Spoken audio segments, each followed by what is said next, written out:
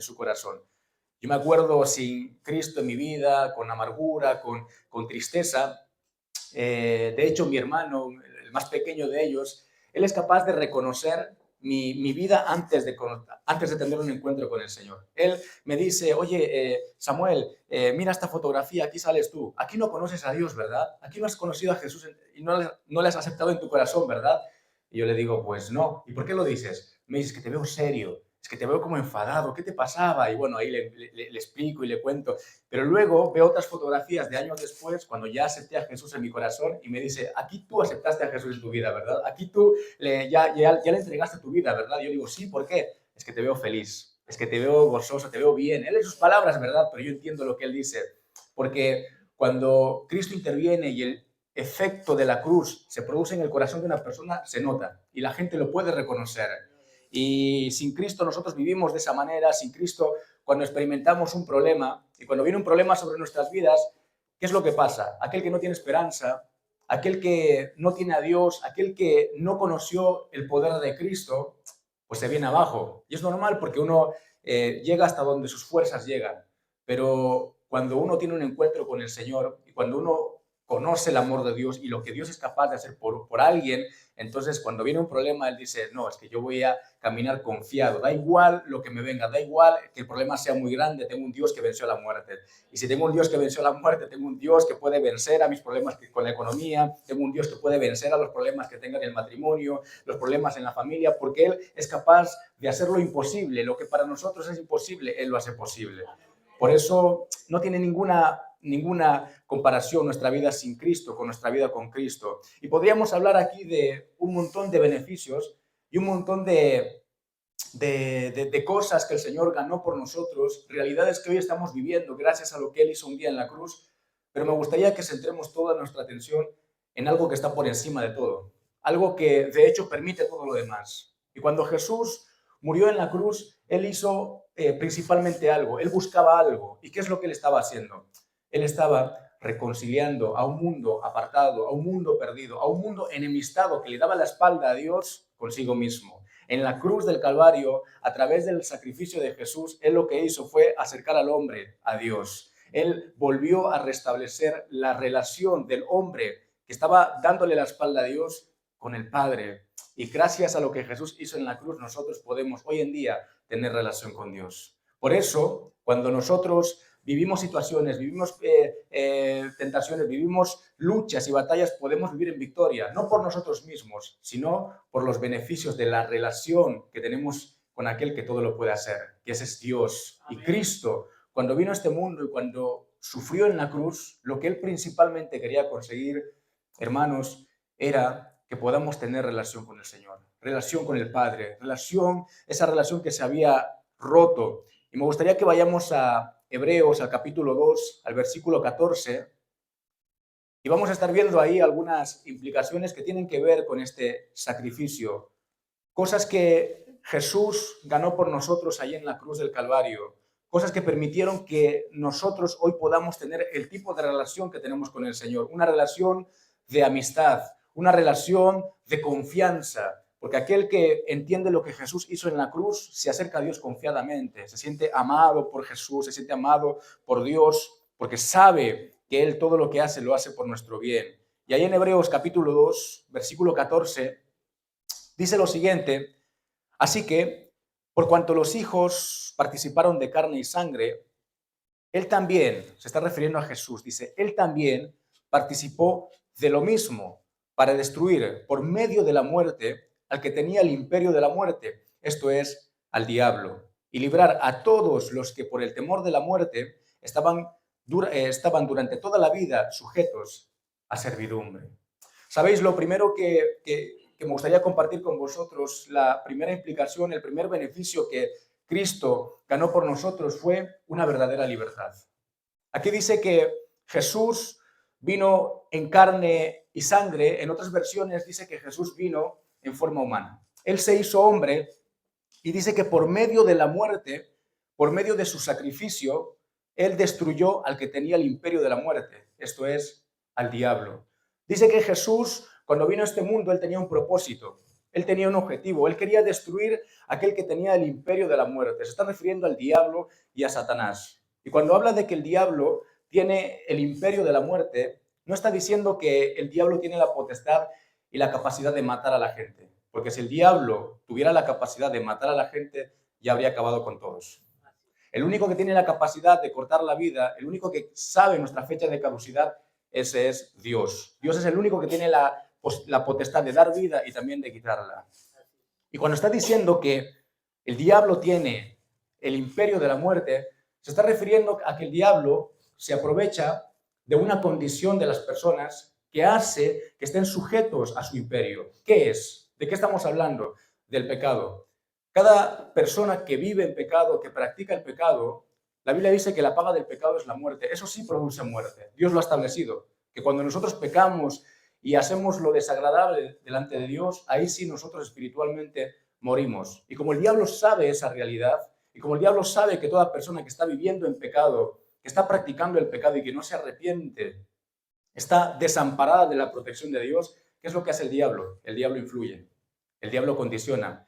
Y el diablo le dice a Dios, yo tengo poder, tengo autoridad legal para influir sobre aquellos que están practicando el pecado. Entonces Dios no puede intervenir. Por eso Dios no puede obrar en aquellos que están viviendo esta realidad. Porque todo aquel que vive en pecado está condicionado por el pecado y como consecuencia el diablo tiene poder para matar, no tiene poder para quitar la vida, pero sí él está influyendo, sí él está trabajando. Por eso hay gente, hermanos, que vive oprimida, hay gente que vive triste, hay gente que vive enferma en su alma, que no sabe por qué viven lo que están viviendo. Pues porque toda esta realidad se cumple, porque hay alguien que está influyendo sobre las vidas, sobre aquel que está practicando el pecado. Y dice que, de hecho, están sujetos a servidumbre, están siendo esclavos, viven en esclavitud por toda esta realidad. Pero lo hermoso de esto y lo que Cristo consiguió en la cruz es que Él, cuando murió y resucitó, Él venció a la muerte y Él venció al diablo y venció al pecado. Cuando Cristo, Él murió en la cruz, Él actuar sobre aquello que nos separa de Dios, actuar sobre aquello que le da potestad al diablo para intervenir y condicionar las vidas, Él venció toda esa realidad y nos dio libertad. ¿Cómo lo hizo? Muriendo en la cruz por nuestros pecados. Cuando Cristo murió por nuestros pecados, Él arrebató la autoridad al diablo de aquellos que se arrepentían.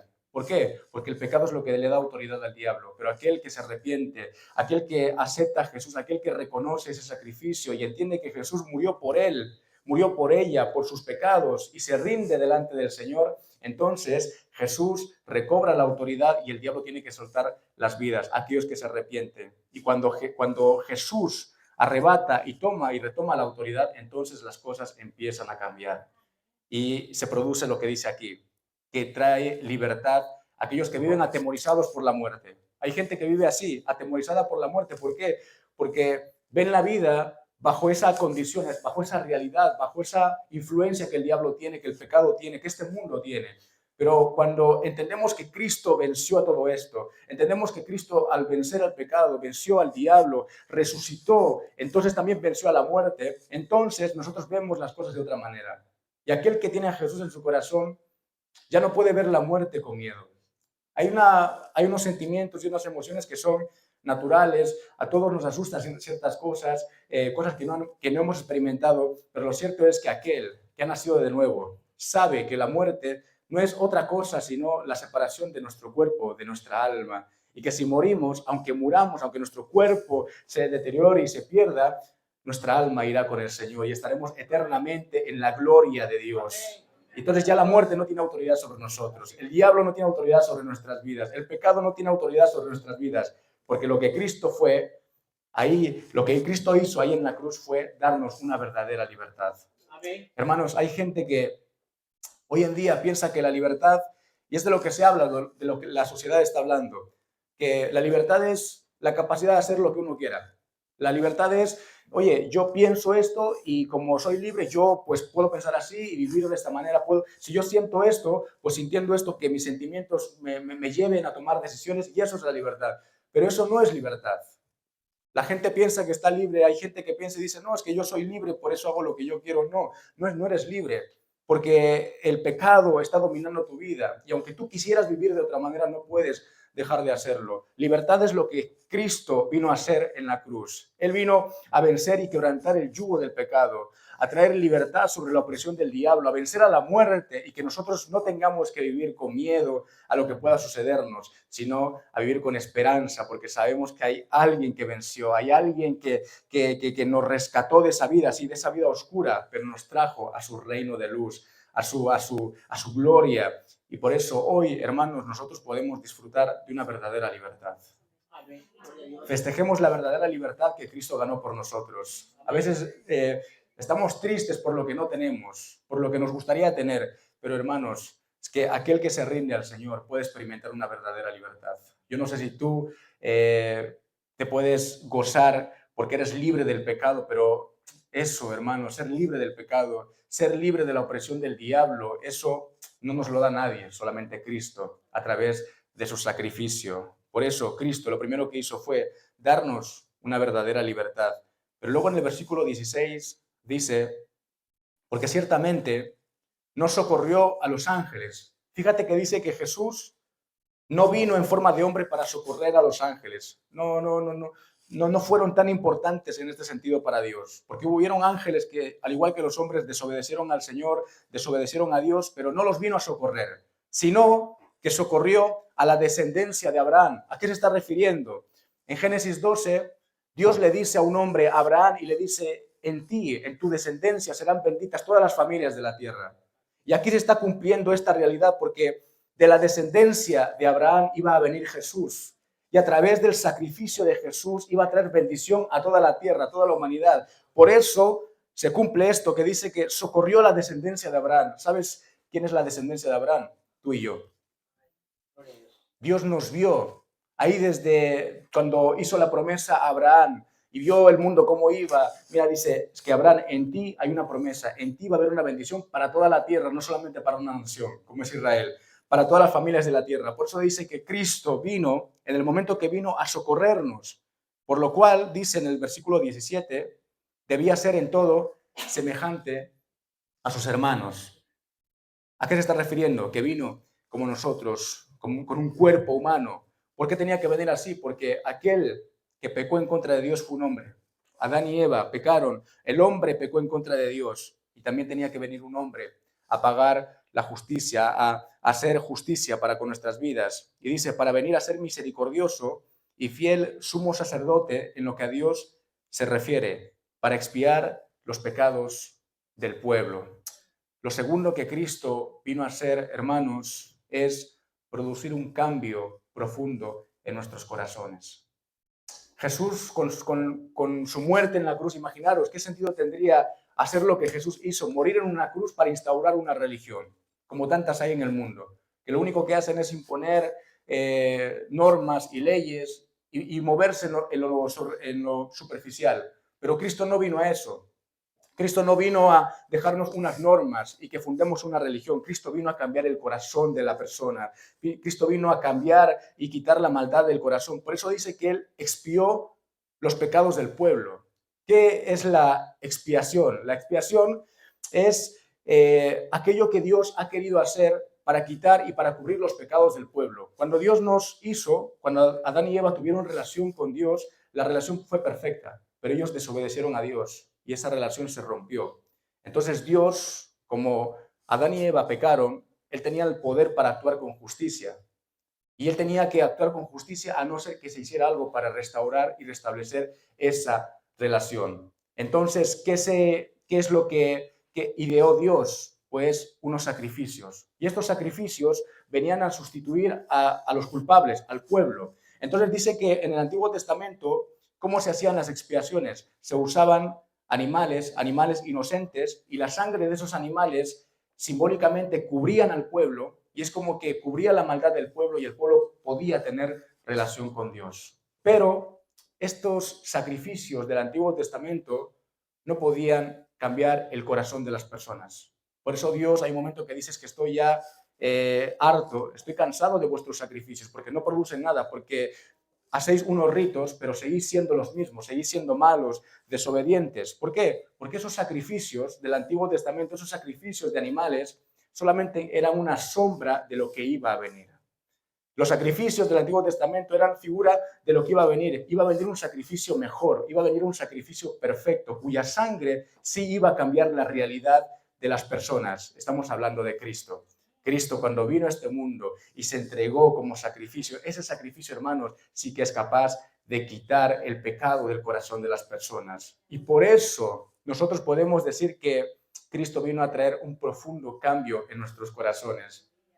¿Sabéis? Esto, cuando yo pienso en esto, se me viene una imagen. Imaginaros que antes de venir al culto, creo que aquí enfrente tenéis como un bar o una cafetería, ¿verdad? Entonces yo voy a esa cafetería, me tomo un café y torpemente me tiro el café encima. Me mancho la camisa con café. Entonces tengo un problema, porque claro, luego tengo que venir aquí y estoy manchado con el café. Entonces alguien amablemente, imaginaos que esto no fuera mío, y alguien amablemente me lo dio. Y me dice, mira, cúbrete para que puedas salir del paso y para que no se te vea toda la mancha ahí. Entonces, imaginaos que ahora me hubiera pasado esto y estuviera con una mancha por ahí. Bueno, salgo del paso porque estoy cubierto. Eso es lo que hacían los sacrificios del Antiguo Testamento. Habían errores del pueblo y los sacrificios cubrían, tapaban, para que bueno, el pueblo pudiera salir del paso y pudiera tener esa relación con Dios. Pero yo, por ejemplo, si ahora estuviera con esa mancha, me voy a casa y me quito la americana, sigo teniendo el problema del café. Sigo teniendo una mancha. A no ser que lleve esta camisa a una tintorería o que lo lave bien y entonces se quite la mancha y ya pueda tener una camisa en condiciones. Eso mismo pasa con nosotros. Cristo, cuando Él murió en la cruz, Él no vino a cubrirnos, Él vino a quitar el pecado. Él vino a quitar las imperfecciones. Él vino a quitar todo aquello que nos condicionaba, que nos quitaba la dignidad. Y Cristo, con su sacrificio, vino a darnos dignidad para que podamos experimentar, como dije antes, ese cambio sobrenatural en nuestros corazones. Yo cuando me convertí al Señor, era una persona que cometía muchos pecados. Uno de ellos era la mentira.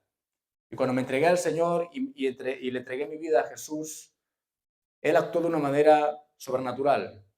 Me arrepentí delante de Él, entendí que era un pecador y que eso no le agradaba a Dios. Y cuando le entregué ese pecado y me arrepentí, ya no tuve que estar esforzándome para no mentir y ser una buena persona. ¿Por qué? Porque Cristo arrancó la mentira de mi corazón. Hay veces que tenemos problemas para comprometernos con Dios. Hay gente que no tiene relación con Dios porque tiene un concepto, el concepto que la religión les ha transmitido. ¿Qué dice la religión? La religión dice, mira, pórtate bien, cumple los mandamientos, haz las cosas bien para agradar a Dios y para que así Dios te acepte. Pero cuando nosotros leemos toda esta realidad, vemos que Dios no lo ve así. Dios dice, es que estáis manchados, es que estáis sucios, es que sois pecadores, y si no hago yo algo por vosotros y arranco el corazón, el pecado de vuestro corazón, es que vais a seguir igual. Así que ven tal cual estás, ven así como eres, ven con tus pecados, porque yo he muerto en la cruz para expiar, para quitar tus pecados y para que una vez seas libre del pecado, puedas vivir una vida agradable delante de mí. Eso es lo que hace Dios. Por eso a veces no entendemos esta realidad. Hermanos, Cristo vino a quitar el pecado, a arrancar el pecado de nuestro corazón. No se trata de una religión, no se trata de esfuerzos humanos. Jesús no vino a fundar una religión, Él vino a transformar corazones, Él vino a quitar el odio, Él vino a quitar el resentimiento, Él vino a quitar el adulterio, porque Jesús lo dijo así, es que no adultera el que comete el acto, sino el que lo tiene en su corazón.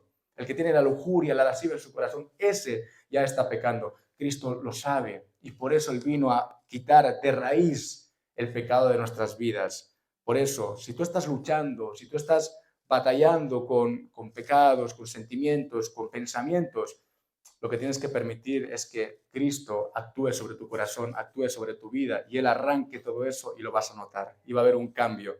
Hermanos, yo no tuve que fingir y luego empezar a sonreír porque, bueno, ahora me he convertido a una religión. No, no, Cristo quitó y arrancó la amargura de mi corazón. Yo no sonreía en las fotografías porque tenía resentimiento, porque habían cosas en mi corazón en contra de personas, en contra de familiares, y todo eso me condicionaba. Pero cuando Cristo viene, te salva y tú te arrepientes, Él arranca toda esa maldad, Él arranca todo lo sucio y te da libertad para que puedas vivir una vida en paz con Dios. Yo no sé si hay gente aquí que quiere vivir en paz con Dios, que quiere tener paz con el Señor. Deja que el Señor toque tu corazón. Deja que el Señor actúe. A veces cuesta un poquito y duele. a veces hasta molesta un poco, porque Jesús se tiene que meter a lo más profundo, ahí donde hay cositas que no están bien. Pero si tú dejas que Jesús actúe y llega hasta ahí, Él va a arrancar toda la maldad y vamos a tener una vida, como dije antes, en libertad, una verdadera libertad. Y lo último, en el versículo 18 dice, pues en cuanto Él mismo padeció siendo tentado, es poderoso para socorrer a los que son tentados. Aquí está diciendo que Jesús, hermanos, nos entiende. Él entiende nuestras luchas. Dice que Jesús fue tentado. Y como Él fue tentado, como Él sufrió tentaciones, es poderoso para socorrer a aquellos que son tentados. Yo tengo una pregunta. ¿Hay alguien aquí que sufra tentaciones? Yo tengo que reconocer que sufro tentaciones todos los días. Tentación para no hacer lo que tengo que hacer. Tentación por lo que mis ojos me hacen ver, lo que en mi corazón hay. ¿Y cómo nos sentimos cuando dejamos que la tentación nos domine? ¿Cómo nos sentimos cuando fracasamos frente a la tentación y cedemos a la tentación? Nos sentimos derrotados, nos sentimos mal con Dios, decimos, Señor, te he fallado, perdóname Dios porque te he fallado. Pero aquí Dios nos está hablando y nos está dando una clave. Y Él está diciéndonos que a través del sacrificio de Jesús, gracias a lo que Cristo hizo en la cruz del Calvario, Él posibilitó una ayuda diaria para nuestras vidas. Y que cada vez que nosotros nos sintamos tentados, no caigamos a la tentación, sino que vayamos a aquel que nos puede socorrer, que es poderoso para socorrernos, que entiende nuestra realidad porque Él fue tentado. En Hebreos 4, 14, un poquito más adelante, si puedes girar las páginas, Hebreos 4, 14, sigue hablando de esto y dice, por tanto, teniendo un gran sumo sacerdote que traspasó los cielos, Jesús, el Hijo de Dios, retengamos nuestra profesión. Dice, teniendo un sumo sacerdote, alguien, el Hijo de Dios, seamos fieles, no caigamos. En el 15 dice, porque tenemos un sumo sacerdote, porque no tenemos un sumo sacerdote que no pueda compadecerse de nuestras debilidades, sino uno que fue tentado en todo según nuestra semejanza. Jesús dice que fue tentado en todo, hermanos. Él entiende nuestras luchas y nuestras batallas, pero sin pecado. Y en el 16 termina diciendo, y aquí está la clave, acerquémonos, pues, confiadamente al trono de la gracia para alcanzar misericordia y hallar gracia para el oportuno socorro. Gloria a Dios, hermanos. Cuando venga la tentación, no luches solo. Cuando venga la tentación, no busques a gente, porque a veces buscamos a gente, buscamos al hermano, buscamos al amigo y caemos los dos en la tentación. Cuando venga la tentación, aquí Dios nos está diciendo que tenemos un sumo sacerdote, alguien que nos entiende y por lo tanto dice, acercaos confiadamente al trono de la gracia. Cristo sí, un día murió, luego resucitó y hoy Él está en su trono, pero es un trono de gracia, no es un trono donde está imponiendo, donde nos está juzgando, donde está diciendo, te has equivocado y como te has equivocado estoy esperando a condenarte, a juzgarte. No es así. El trono de Cristo es un trono de gracia y dice que vamos a Él para alcanzar misericordia y gracia para el oportuno socorro. Por eso, si vivimos tentaciones, si vivimos luchas, si vivimos debilidades, vayamos al trono de la gracia. Vayamos a Cristo, vayamos a conseguir su socorro. ¿Por qué? Porque Él es fiel, hermanos, para socorrernos. Él quiere ayudarnos. Él quiere que nuestro día a día nosotros podamos tener su ayuda, su asistencia, su socorro, porque Él murió en la cruz y resucitó para eso. Amén. Jesús te ama, Jesús nos ama y Él no quiere que caigamos. Él no quiere que lo que Él hizo en la cruz del Calvario se quede en una idea, se quede en una emoción, se quede en un cántico un domingo. Lo que Él hizo en la cruz fue para el día a día. Lo que Cristo hizo en la cruz fue para que nosotros podamos tener una vida en victoria, para que podamos vencer las luchas que estemos enfrentando. Su sacrificio, hermanos, ¿le costó la sangre? Sí, pero es poderoso. Amén. Por eso aquel que acepta el sacrificio de Jesús puede experimentar todo esto que hemos hablado. Lo primero, una relación con Dios. Aquel que acepta ese sacrificio puede tener relación con el Padre, relación directa con Dios, acceso directo a Dios y pedirle a Dios por su ayuda, pedirle a Dios por su paz, puede experimentar una verdadera libertad.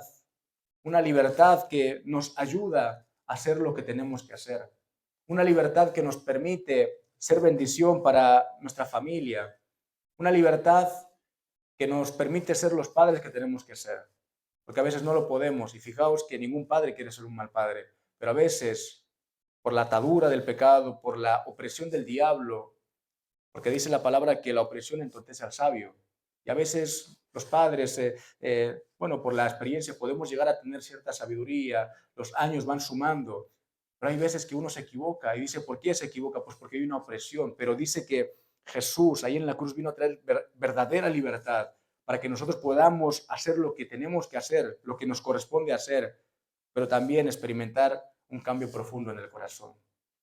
Si estás luchando con cosas en tu corazón, si hay cosas que tienen que ser cambiadas por Dios, pues que sepas que Cristo murió para hacerlo. Amén. Cristo murió en la cruz para que tú lo puedas experimentar el día de hoy. Y también Él murió para darnos su ayuda en el día a día. Si estás viviendo tentaciones, si estás siendo tentado a abandonar y dices, es que no puedo más, y está ahí la tentación, está la tentación diciéndote, no, busca un atajo, no merece la pena todo esto. Jesús experimentó lo mismo. Él estaba ahí en el desierto y vino el diablo, dice Satanás, a tentarle y decirle, bueno, toma un atajo. ¿Para qué tanto sacrificio? Mira, ves los reinos, yo te los voy a dar, son míos, te los entrego, solo adórame. ¿Y Cristo qué hizo? Jesús lo reprendió y le dijo, solo al Señor tu Dios adorarás. Vete, Satanás. Y nosotros hoy podemos ir a Jesús porque Él tiene autoridad, porque Él venció a las tentaciones y hoy Él puede socorrernos, Él puede ayudarnos, Él puede bendecirnos. Por eso vamos a ponernos en pie y te voy a animar a que podamos tomar una decisión en esta mañana.